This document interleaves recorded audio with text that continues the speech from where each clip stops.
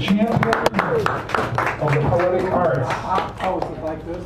Yeah, it's all in the wrist. It's in the wrist, yeah. The Queen's Wave, it's called. Now, the keynote is Richard Sanderell, and our mini feature, I can't remember now, your thing is disguising Louis Martin. Louis Martin, thank you. I haven't said that first name correct in a while. Louis? Louis. Mr. Natural has set up the live streaming, so there's maybe 5 people out there watching us.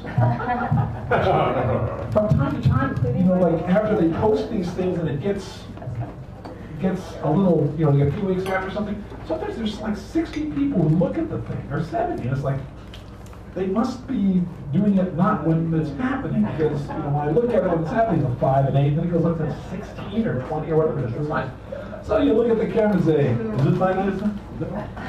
All right, so we got the streaming, we got the light condoms, cell phones, fabulous prizes, just in case you're curious. Okay, these are the door prizes. Now this is one single prize. Keep your mind open. Oh, and another one right here. Sarah, Did you like to sound? yes, I'm going to read that. No, I haven't. I'm going to read it before I read it. Oh, no, this I haven't done yet.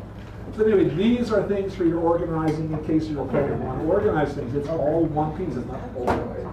Travesties are played by Tom Stoppard, brought to you by this young individual over here. I did read part of it up over here. Now, in case you're interested, this is playwrights, poems, Henry Wadsworth Longfellow. All right. And this, believe it or not, this huge book with nice pictures in it, where the heck are they are, free. It was sitting on top of the hood of a car. And there were books all around on the sidewalk, so I picked this one because it was in nice shape, and I figured, Longfellow? This needs no explanation. Candle Cafe, Julie Vinograd, 2006 to 2014, and this one was actually signed. That's her phone number, but don't call her or bother her. Stairway Walks in San Francisco, and it includes a history of Howell, just in case, as a bookmarker. History of Howell? History of Howell. No. Oh, yeah, I want to read that. And then, of course, there's the mini feature and the keynote, which you'll see about. But those are the prizes for the evening. Tonight's theme is always the American flag, which is not here tonight. You can always address the American flag or an American flag. And after I finish all my blabbering, which I'm really pleased, last week, the week before, the week before that, so many people got up here and really delivered the goods. They didn't hold back. They got on the mic enough so that we can hear. They're not really overloading it, so it was really nice to keep your voice clear. Say what you need to say, do what you need to do, be as honest as you can. If you can't speak what you need to say here, then what do you do? Like a friend of mine used to say, if nobody's listening, you can say anything you want. So, free speech, it's wonderful. Live long and prosper. So that are all the announcements. Those are all the announcements. Oh, these handouts, this is La Promenade, June 6th. This is an old handout that still has all the relevant information. This is the new one, or one of them's new, one of them's old, but the information, it's the first Saturday, and that way you'll be able to get them. Oh, this is new. If you read a poem by someone else, I will give you one of these, and you will then write the name of the person and the name of the poem, so I don't have to guess and remember and get it wrong. I like attributing to people who, if you read somebody else's, this helps me write it up the right way, so I don't say Margot Hemingway when it wasn't Margot Hemingway. It was Billy Crystal, for crying out loud, and that's a big difference. All right, so thank you, Mr. Mackin, for signing yourselves in. Richard Sanderell is our keynote of the evening. The keynote speaks first, can also sign up for the open, and they read a poem by some person that they would like to hear for some reason, or like us to hear, or share. Bon vivant. I just picked them out. Yes. There's no rhyme or reason to this. It's a good poem, don't blame me. It's a bad poem, don't blame me. There we go. Fairness. This is from Poetry of the Earth. It's just came out. It's done in 3 languages by the Mapuche, if I'm pronouncing that correct, people.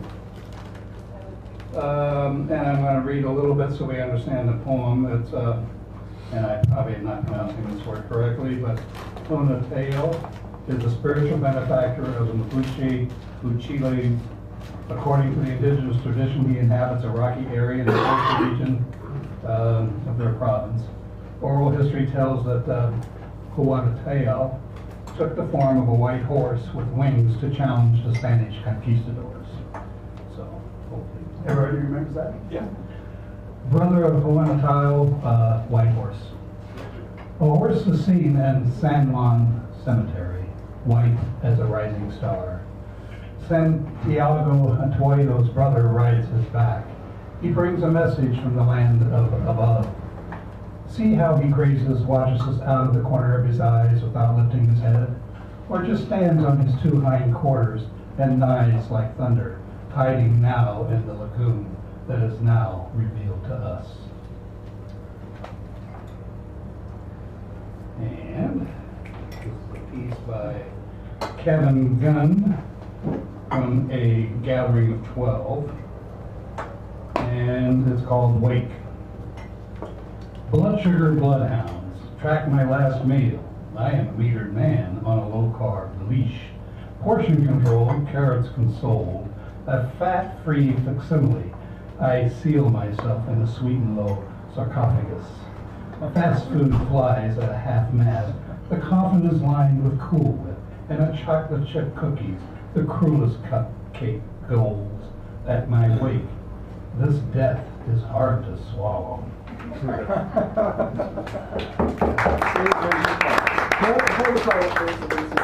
Notice he's taking the card. It's the Queen's way, holding the card. There you go. Thank you so much. Mr. Sander, I'll give him a nice round.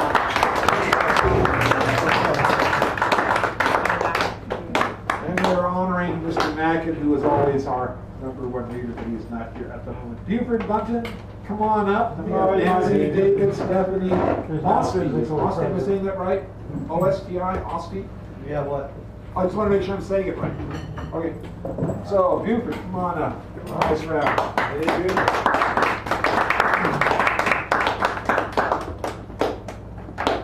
Okay. Oh, okay. What's that? Don, I'm taking a note here. Okay. All right.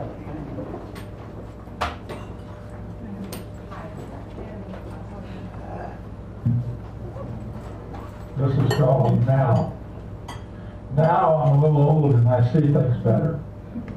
Now I'm gray and almost completely bald. Now I'm an instructional assistant in the San Francisco School District, just like I was for a year in 1978 through 79. Now I'm divorced. Whereas in the late 70s through early 80s, I was looking strenuously, I guess you could say, for a woman. I found her in 1981. I lost her in 2001.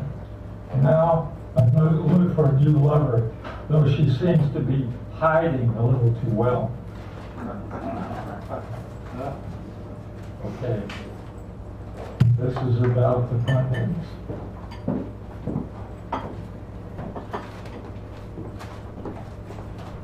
My mother and father and us. My mother, the secretary with a high IQ, married my father, the lumber inspector of equal intelligence. They had 6 kids, all with way above average intellect. The first, a college scholarship winner with a high tolerance for alcohol. The second, who thought way too much and ended his own life at 34. The third, an intellectual jock who left town with the firstborn and made himself a life on the opposite side of the country from his birth. The fourth, a jock with a high IQ with little interest in studying and who injured himself and could not work. The fifth, a high school dropout and GED recipient and grandma with a so-far 13-year relationship with an apparently nice man. The sixth, the menopausal product and 3-time married ambitious woman forwarded by small town mentality. Our mother and father, a memory who continue to affect us all, the overindulgent, recovering, and non-recovering alcoholic brainiacs.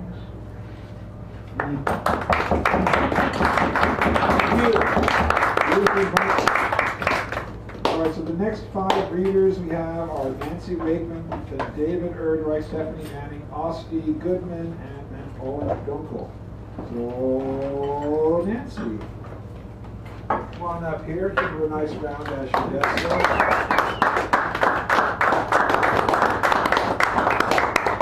She'll be featuring here with Stephen Tropel in the next 2 or 3 weeks, somewhere like that, right? The 17th. Yeah. Good. Really have fun. There's like 3. I'll do it next one. Okay. I have 2 poems tonight. The first one is Soul of the World for Michael McClure. Some nights we stay up until dawn, as the moon sometimes does, waiting for the plodding sun. We trek down to the docks and wander the waterfront in pursuit of the earth's soul. Is the soul solid and squat like the columns of a Buddhist temple? Is it dark, cramped, and steep, like the path to my heart? Who has it and who doesn't? Can the soles of our feet touch the soul of the world? If there is a soul, the poet says, it is built with simple eyes. Everything out there is inside of us. What is inside of us is out there. Is our soil rich, well cultivated, teeming with healthy crops, or choked with weeds? One night we find lotuses spread in concentric circles, a loggerhead sea turtle whose contribution to philosophy has been silence. What is out there? The great sea stirs in me, sets me adrift. Turtles ride churning oceans, turning tides, tuned by a wisdom more ancient than thought. They dedicate their lives to studying the stars and can teach us the uselessness of feet. By light and by night, sea turtles glide always. Earth and sun are kind to turtles. The old turtle on which the earth rests cares for turtle eggs as the other mothers waddle off to ride the curve of the deep by night and by light. That night my soul swam away with the know-it-all turtle.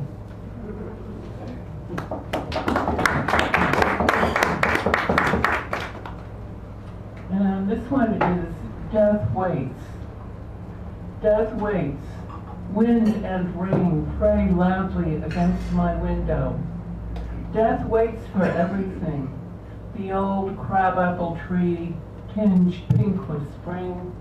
See the scars where the leaves have left the stem. Snow geese, not that white.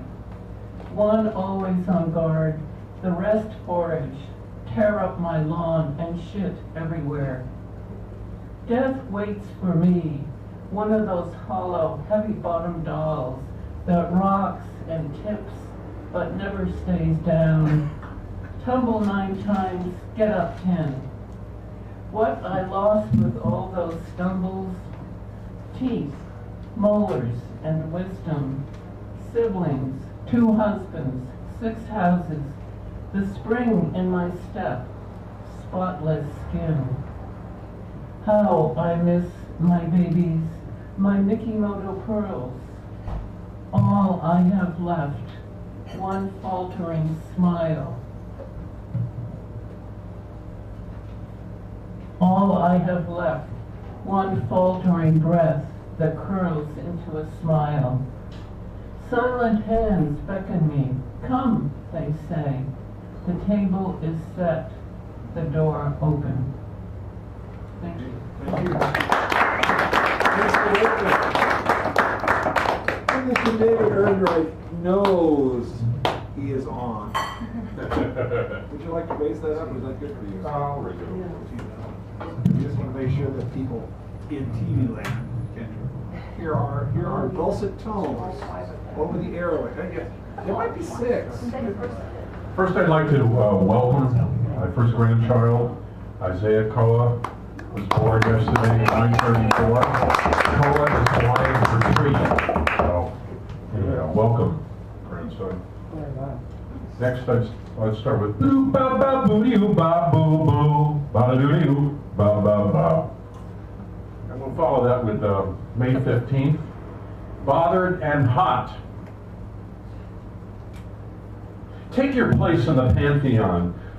Fire up your goddess to white heat. Regulate the flow of your glow. Fork your tongue and fathom the gift of the matham, the gift that passes through many hands before it rests in the palm of your Sunday. Alternate side steps dance into view. Stereoscopes connection between ear and eye elicits illicit illiteracy with racy comments about the slow drag, cheek to cheek, jowl to howl. What happens when thighs touch and why thighs doesn't matter any more than size matter in the seismic shift of removing your swing shift from your undulating undergarments. Just touch me, damn it, and get it under with. Beat around the bush.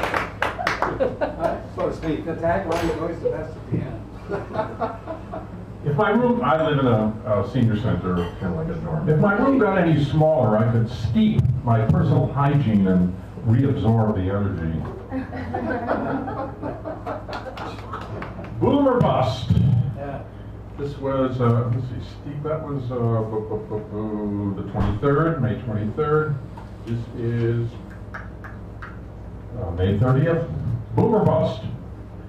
When the earthquake comes and the glass shatters at your feet, we will walk on gilded splinters to the strain of Dr. John. We will rise above the frayed on Hendrix wings of electric ladyland. So bug me not with limitless disaster movies, Walking Dead, and myriad cop shows. These are mere artifacts of a culture long dead and steeped in the backwater of endless pentagonal war games, as filtered through the superhero playbox of greedy grand auto theft, which misses the private corporeal feel of a real body. For if you've held a real body newly dead, it's never a cause for celebration. At best, it's a release. At worst, it's a nightmare that haunts your days. Security, ... Security is the dunce cap worn by the fool who thinks he'll never die. Just ask your broken insurance broker. There you go. If he ever returns the call. This was last night at 4 in the morning. Sometimes I go to sleep early, get up, and right in the middle of the night.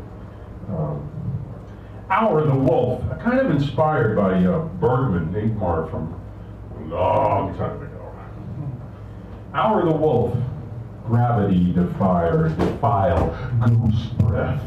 Slice a pipe of wind, juggle the jugular, listen for the wipe your carnivores in stealth, pads avoiding every cracked twig.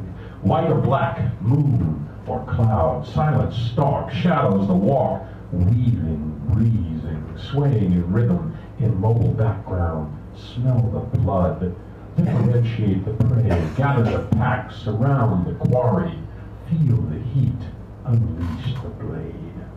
That was written by Kai O-Te. And finally, wisdom. Wisdom. Whiz, piss, dumb, stupid. Wisdom, wise, dome. That was written by Vern Acular. Hello, friends. I haven't seen you before. Thanks for walking on gilded splinters. Stephanie Manning is now advancing on the mic, and we will give her a round of applause. Suitable for the president.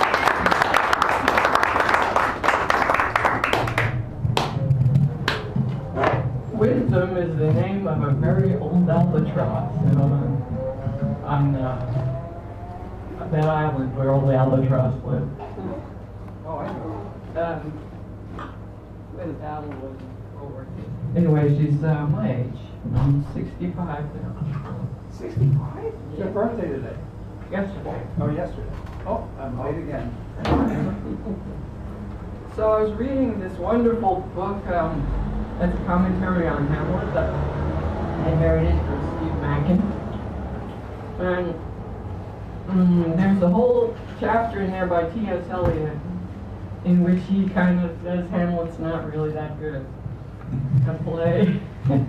He says actually Shakespeare was better when he wrote Coriolanus, which is one of the few Shakespeares I haven't read. So Perry Matlock just gave me a collection of Shakespeare.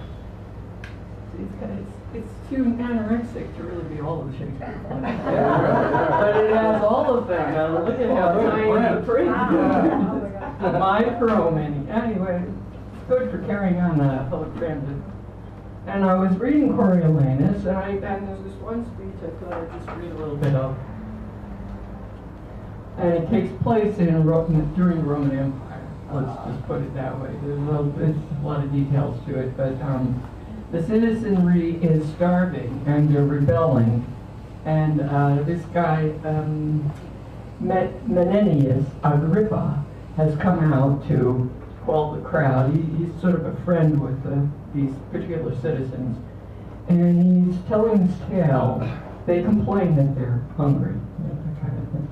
And he says, there was a time when all the body's members rebelled against the belly, thus accused it, that only like a gulf it did remain in the midst of the body, idle and unactive, still covered in the viand, never bearing like labor with the rest, where the other instruments did see and hear, devise, instruct, walk, feel, and mutually participate, did minister and mutually did minister unto the appetite and affection common of the whole body. The belly answered, well, sir, what answer made the belly?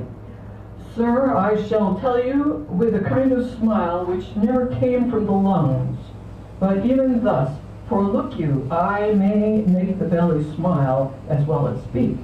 It tauntingly replied, to the discontented members, the mutinous parts that envied his receipt, even so most fitly as you malign our senators, for that they are not such as yours.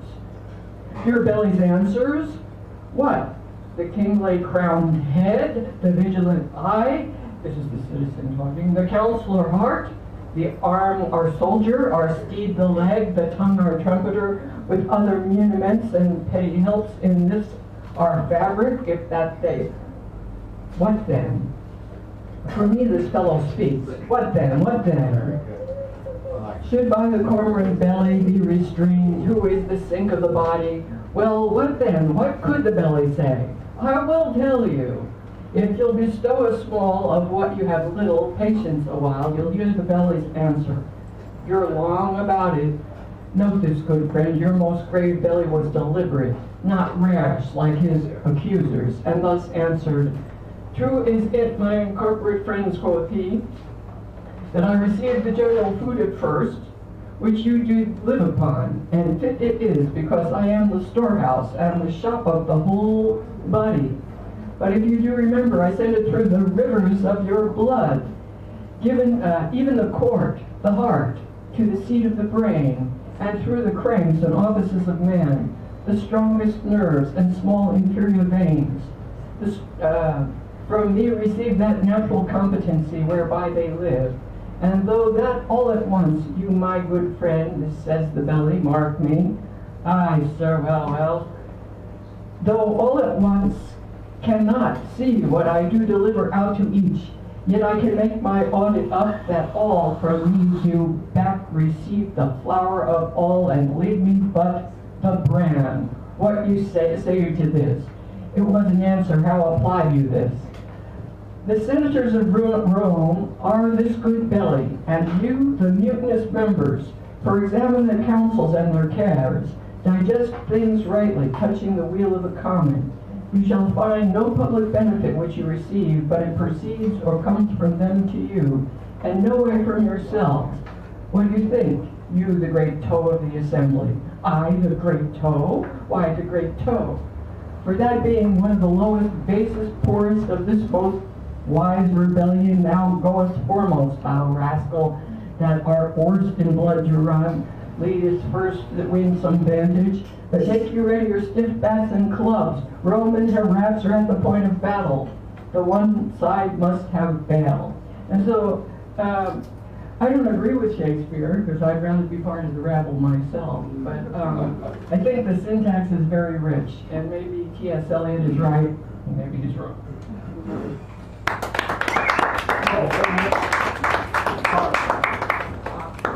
Thank you so much, Deputy Manning. Osty is coming up now. I think I might have been mistaken. I didn't know it was a poetry I don't know, it's okay to, yeah, you can do that as long as, we've got like 5 minutes. That's because, I mean, you know, the Thursday night here. Oh, okay, I didn't know that. Yeah, so Mr. Mitchell does the Thursday night, I do the Thursday night, and, but people come here and do music, you know, pretty often, so it's like, usually because they come and they think it's the Thursday night, but it's okay, it's fine. Well, that's nice of you. I'd like to try some. All right, that's great. Give him a nice round of welcome. I think this is your first time here, right? Great. And so I guess play loud enough, or is it just for the mic? Yeah, that's just for the mic. Yeah, you want to make it. And then you got to move it a little closer. You'll time. Let's see what You'll happens. suss it out, as my friend says. Oh. It's A little lower. yeah. There you go. All right. It may pop out.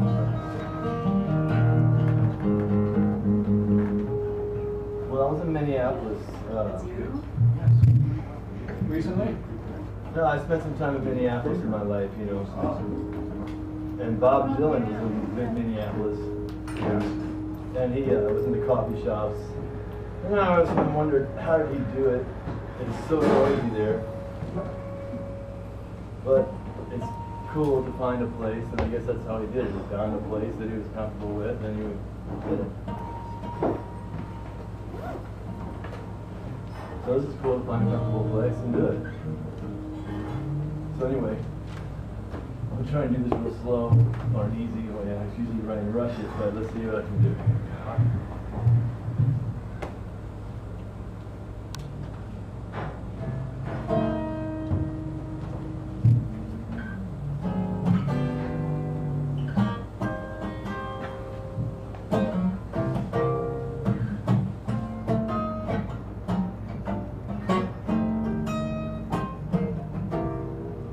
Well, my mama told me, boy, you go out there, son, you better make up your mind.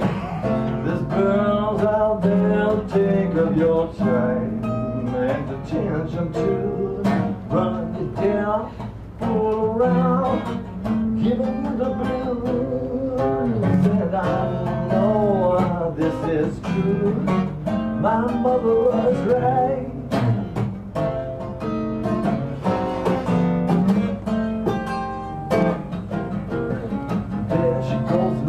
With a man, sometimes I have to ask, how can a girl live by storms that never would by loving a heart? Maybe she should change her game or change her name to be all she's got. But I don't care, I am not there, and you know I like it. Staying up all night. Sometimes it takes us long just to get the feeling right. Other times it comes better. Grab on, snap, baby, baby, boys, come.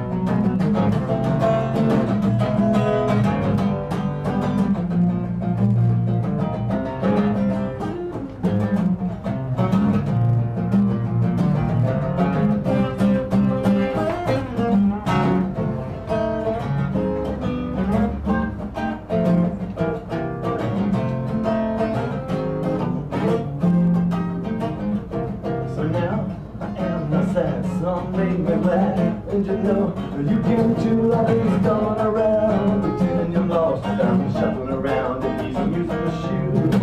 The game is hot, see your head, don't be coming by me, you'll know where I'll be. I want you so bad, I'll move it too easy. Just wait, patiently on, please. Wait for me, please. Patiently on, please. Wait for me, please.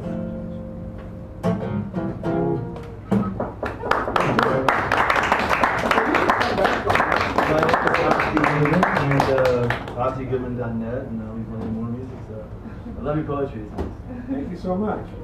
Nice, nice. I like how you also on Friday, Clyde always hosts a music thing down in Cafe International. So if you want to play there. Yeah. So you get more yourself plugged in. I'll be putting posters up. Oh, look out. All right. I'm nationwide. Mr. Owen Dunkel is our next presenter of the evening. Mr. Owen, come on up here.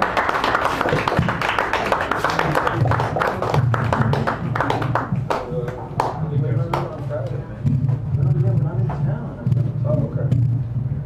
We've never gotten so much. I could use it. My mom used to say, I could use it. That was Dan. Oh, yes, you can. Dan needs it. All right, go for 15 if you need to go. Can anybody hear me? She's my friend. Oh, friend. Yeah. My daughter. Oh, out. The glorious sun ran mock outside as the cunning waves of the sparkling blue and turquoise sea told me the truth and held me. Held my hand, yes, held me as I lay on the beach, watching the sunbathers, those fat-grown inquisitors and their children, frolic like sandpipers running in circles, running here, falling down there, circles, a diagonal line going somewhere, the parents' hope, the tides of encouragement, the foam of astonishment.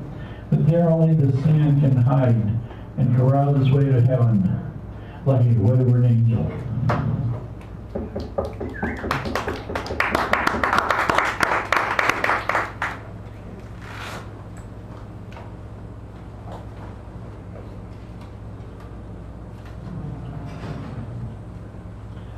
Dull morning. Full now the noise of the jays, far off the moving view, listless and incantations that are new about themselves now and gaze about the false spewing. Amaze me the fountains still abide, do as they're due in the roy hue of the even gash of the sunset rays. The silent spring, the furtive kind, the pinions snap to the steady insistence of the breeze that sends in the garden of night, and a ready torpor that has left its shell and is our answer, my mind at church bell.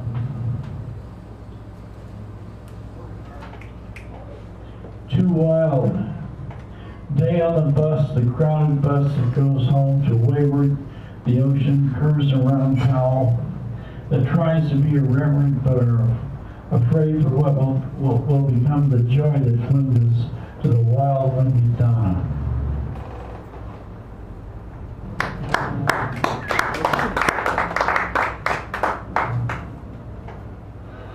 quiet spring. Is ecstasy hidden in the earth, the joy of vast spring karma, our voices so beneath the cloud we share on the most gracious and bending earth that cannot say our Savior, joy hidden around the care I've been forbidden to give, the wonderful plaint of passion. We scurrying like wonderful magnum to devout winds, our joy, our misunderstanding in excelsis. Our men leap and leap to cross the street to care for her, a metaphor our verses have sworn to cherish.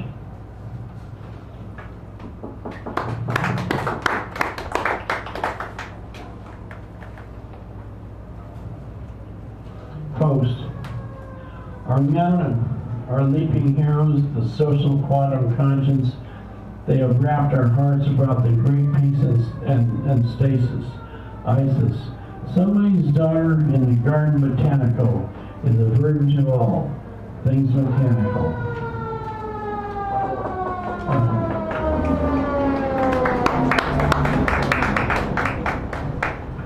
We. The nuns are leaving heaven on broomsticks of leftover air. And the metaphors, ah yes, the elusive metaphors. They have tried great Caesar's bombast and broomtail flights to a world of trickery and false imagination. No, more false imagination than the world upon its trivia of plenty. Thank you very much.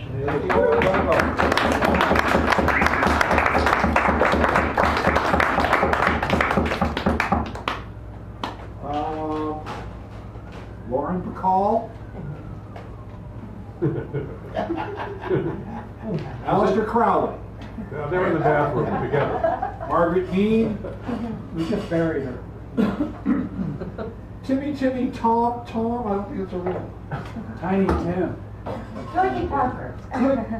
You know, it could be. It could be. We'll just, since they're not here, we'll just move on to a wonderful poet who hasn't really given us enough of her poetry. But now this evening we shall have a nice sample. Pam Jones, will you kindly approach the microphone, please, and take all women will do. Have to hurry. God, how am I ever going to live up to this? Well, you know, the thing is, like, we believe. We believe. We have confidence in you. No. The third eye, though. Close it. Close the third eye. And I'll keep the one that close. Yeah, that's okay. All right, it's on this one. Okay, well, I have not given you my poetry, but I've heard so much of yours. And this is very short, but it's very heartfelt. And you know what? I need my glasses. Please. You know, you Yeah, probably it's like getting them. all hot. They will be functional for you.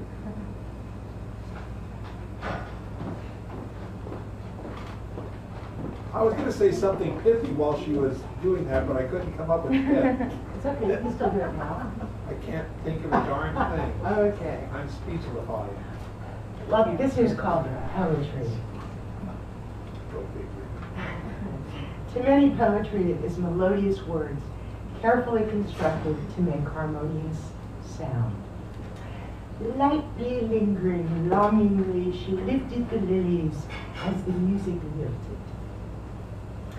To others, poetry is a dirge filled with ominous pauses and angry expletives. She hurt my soul! Fucking die, you satanic bitch! Some rhyme with great rhythm. Orange does not rhyme, so I'll end a phrase with tie. Events of the day become frequent subject matter. The child was wandering the streets, bloodied and alone. Many find a comedic outlet with poetry. If you knew my mother before I was born, you would have suggested an abortion. There are profound ideologies expressed through poetry. Misused punctuation and bad grammar are frequent hallmarks of a great poet. There are people who claim to be experts in the subject, but when it all boils down, the audience is the true expert. Poetry is one of the oldest forms of expression kept alive by its audience. For me, poetry is everywhere all the time. My mind lives in it. My life is filled with it. It's intrinsic to my soul and my well-being. When I hear the poetry of others, it lets me know I'm not alone. There are kindred souls. And I'm glad you didn't know my mother before I was born.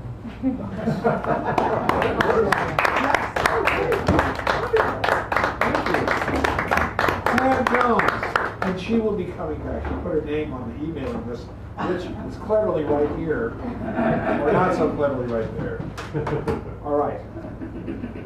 This brings you to me. The hush, you know. Don't worry. So, I'm going to give you three choices. Horrific Velveeta Nightmare, Haiku plus a Poem, and Gone. Gone, that one. Okay, I'll start with that one. Then you have to pick Horrific Velveeta Nightmare or Haiku plus a Poem. You have to pick. I'll do the Horrific Velveeta Nightmare. I like that one. Anyway, so Gone. Now this is a workshop piece that was done as a result of a cooperative effort, and I can't remember And I can't remember how it came about, yet it did. Gone. Into this city, the sands have settled. Up high in the night sky, the broken moon hangs as if waiting for a cloud. Under its cold light, drafts play in the dust between the empty buildings which glare through darkened doorways or jagged, misshapen windows. There are still people here, hidden, a sparse few of the once millions. Who sees the shadow moving back and forth among the ruins, a solitary figure, indistinct and furtive, long after evening has turned into night? Lonely. Only the sky tells the hours now. At the calling of a lone bird, that shadow turns with its man. Cold branches are picked for their potential, though this place will not be home. It is finished with people. The vast array of buildings and streets is quieting, whispering its very last breath. It is a city of sand, with a grief as vast as its silence. Someday, soon, no one will know of it. No one will do the telling or ask to hear its song. Which is why the figure is as mute as its shadow and chooses to wander so long as choice remains not choosing. Thus, there is no home in this city, passed by the great and peaceful sea.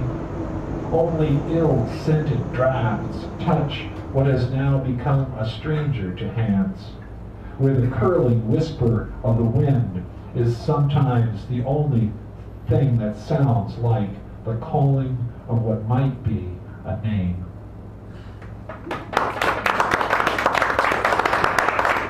Okay, so haiku and a poem, Velveeta Nightmare. Velveeta Nightmare.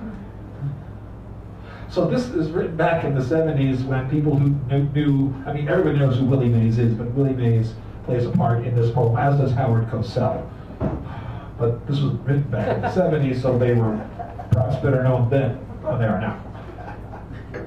Hey, Mom, look on TV. It's Willie Mays, the Say Hey Kid, with Velveeta in his hands, squeezing it, yellow dough between his fingers, oozing out. He's smearing it on his chest. It works like vapor rub, or colds, he says.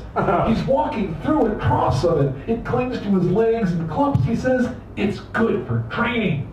Uses it for 100,001 household jobs. It's an excellent aquarium sealer. Or mix it with baking soda to plaster up cracks in the wall. Use it for window putty, paper paste, or melt it down, adding rubbing alcohol, and wax your floor. Why, you can even make candles out of it. Willie Mays says football players celebrate slapping each other on the back with big handfuls.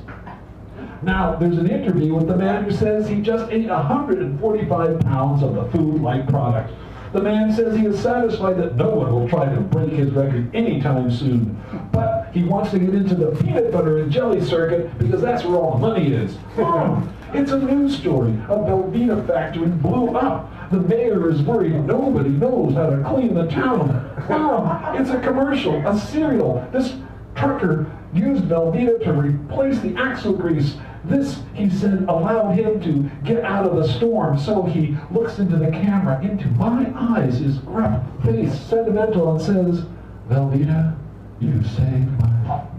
Now, it's IBM, the company that brings tomorrow into today in time for yesterday's problems. It's at work with a pumping system. Pretty soon, American households will have Velveeta on tap. There's garlic Velveeta, mocha Velveeta, with complete recipes for Velveeta brownies on each box. Or try Velveeta with over-shredded wheat for party snacks, sprinkled with party nuts. And you can always recognize Nacho Velveeta by the tiny sombreros on the outside of the traditional yellow box. Mom, I want to say I always wanted out, that it's impossible. I do not hunger for this. Yet families on TV eat and eat and eat with their smiling, perfect teeth. Mom, look.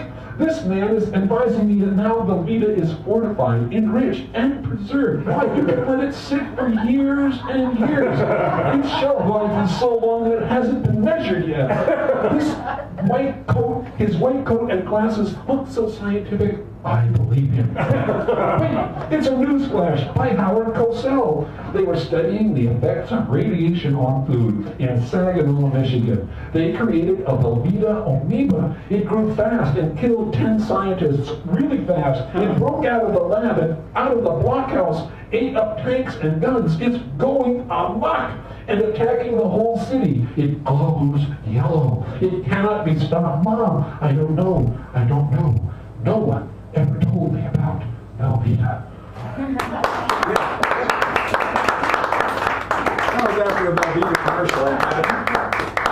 Anyway, thank you so much. Thank you so much. That's fun.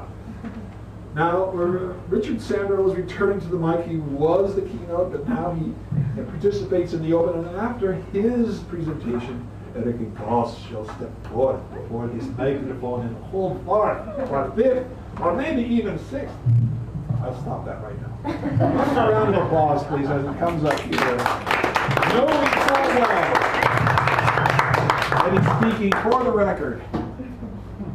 Well, I have to use my device again tonight. I didn't get this printed You're out. going to use your device. So I have a device. Device is nice.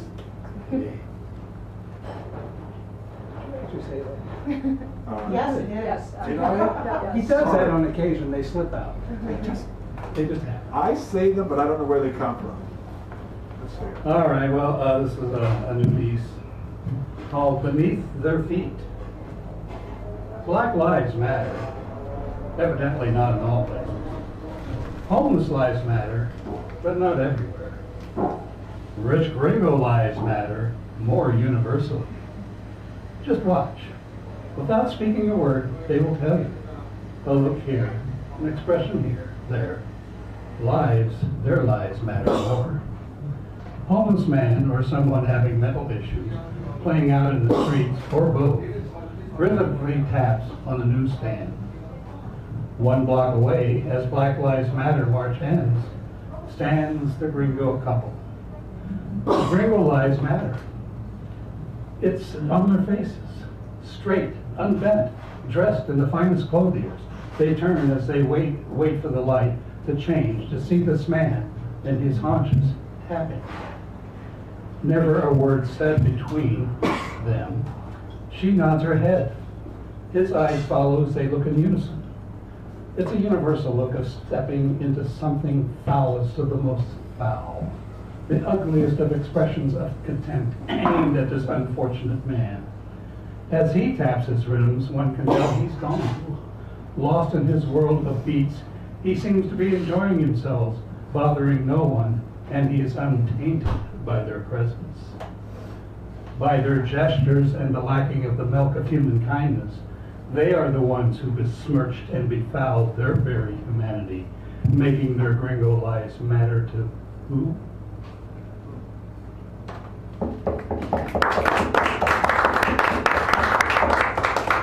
I had a friend pass recently, and I think I'm going to read.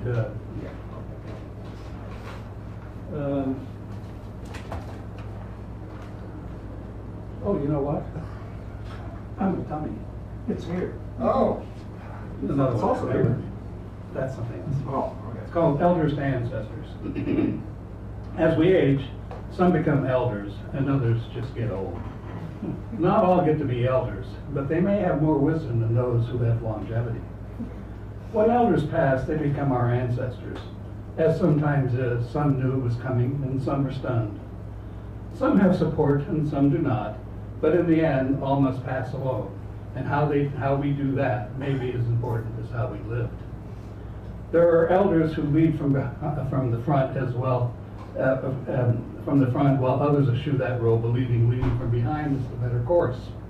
Both are needed. They will be missed. When in a quiet place or out in the wild, where all you hear are the creatures in the wind, you might hear the ancestors whispering in your ears, and if you're really fortunate and still enough, you might hear the whispers of the ancestor who has passed.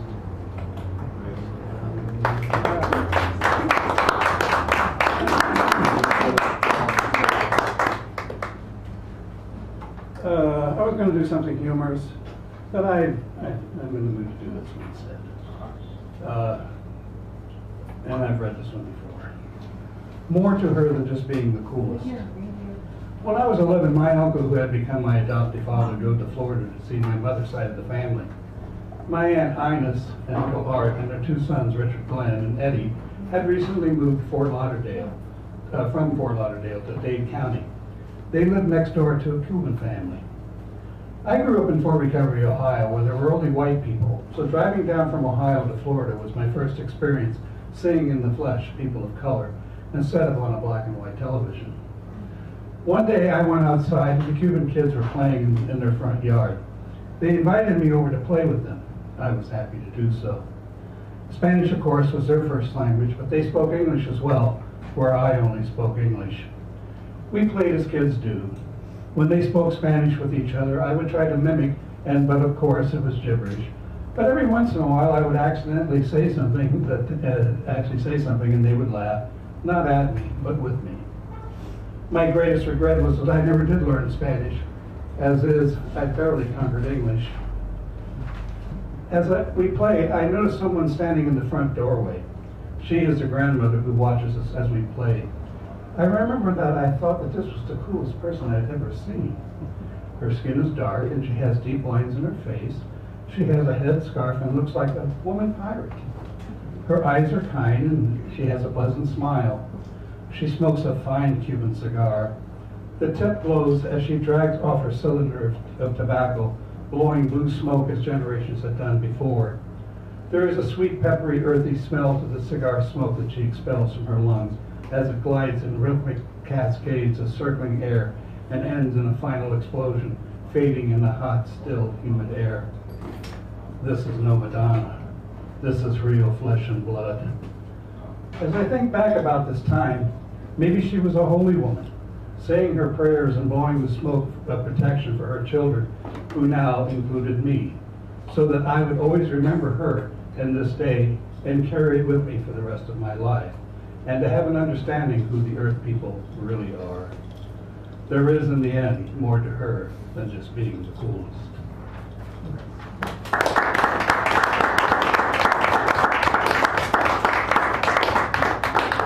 Me and my device are going.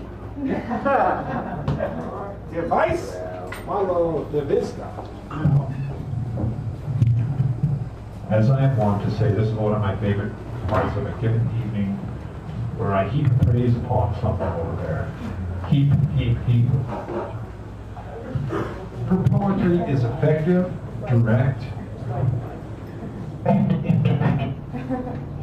She gets inside, rattles her soul around, and then, you go, woo! So, I mean, she has, you have a book, do you have a book with you? Not with me. You get it from my website. Okay, there is information that she can provide you with whereby you can acquire a book that she owns and has written, yes?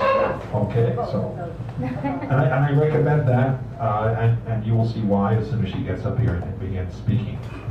A very accomplished and fascinating individual. Please welcome Erica Goss.